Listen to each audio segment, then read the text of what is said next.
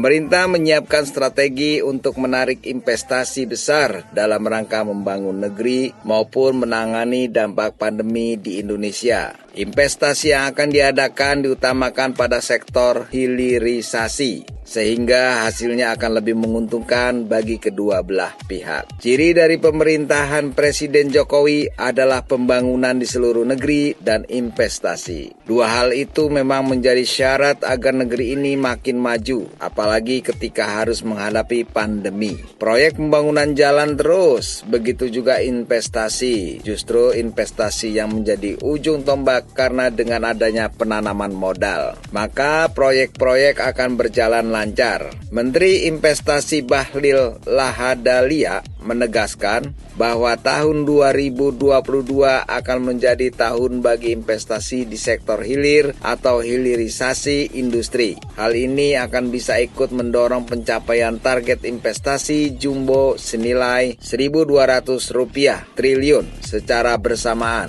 Bahlil melanjutkan, investasi di sektor hilir akan diutamakan untuk menciptakan nilai tambah pada ekonomi. Industri hilir adalah industri yang memakai bahan dasar dari industri hulu menjadi barang siap pakai. Indonesia sudah sangat siap dengan industri ini, apalagi didukung oleh sumber daya manusia yang mampu. Jika ditambah dengan sokongan dari penanam modal yang asing, maka akan lebih baik lagi karena ada hasil sumber daya alam yang siap diolah, seperti batu, bara, dan nikel. Sementara itu, strategi lain untuk menarik investasi besar adalah dengan menyediakan payung hukum sehingga ada legalitas yang jelas. Penanam modal akan tertarik untuk masuk ke Indonesia dan memberi modal besar karena sudah ada Undang-Undang Omnibus Law Cipta Kerja yang memiliki klaster investasi. Dengan klaster investasi di Undang-Undang Omnibus Law Cipta Kerja, maka sudah jelas bahwa penanaman modal dipermudah. Perizinannya juga cepat selesai,